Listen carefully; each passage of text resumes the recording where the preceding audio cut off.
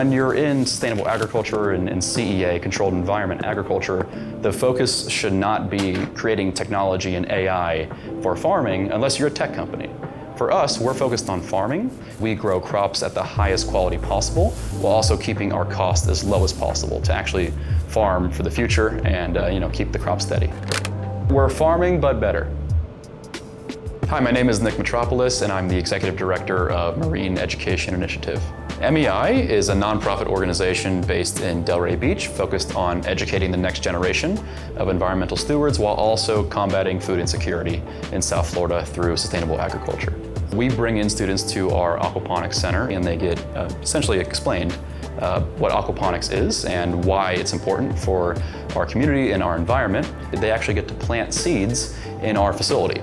Then our Director of Education brings those plants that they grew back to their school or their after-school center where they get to harvest and actually taste their own produce.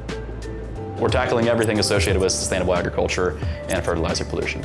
Traditional farms, you spray the plants with water, you put the fertilizer in. If it does rain, the water runs off into canals and into riverways and then eventually our oceans, which does impact marine life. For us, we're in a closed, contained system, so no water escapes our entire facility.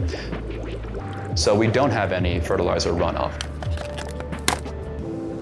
And this is a more sustainable way of farming than traditional farms. Although it may be more expensive, we're able to cut out the environmental costs completely and still provide the same value of crops in our facility. This is vertical farming, but also it is hydroponically vertical farming. Can you list almost the crops that you're growing here? Oh geez, it's gonna be a long time. Okay, so we grow a variety. So pea shoots, pea tendrils, golden pea shoots, which are a different kind of pea shoot, micro cilantro, micro arugula, micro kohlrabi, micro cabbage, micro mizuna, micro scallion, micro beet as well. And then there's certain other varieties. We want to do edible flowers as well. And there's a bunch of others that I honestly forget right now. There's plenty. But like basil, spinach, a bunch of those we can grow as well. Basically any sort of leafy green we can grow in our facility that is a microgreen. Microgreens are a much more nutrient-dense product than other crops, just because we're able to harvest in the first few weeks of the life of the plant. We're actually seeing the large demand and the necessity for high-quality fresh produce grown in South Florida. And we're launching a for-profit now called Hyper Local Farms. Currently we're raising capital for it and finding a warehouse to expand to, ideally in Miami.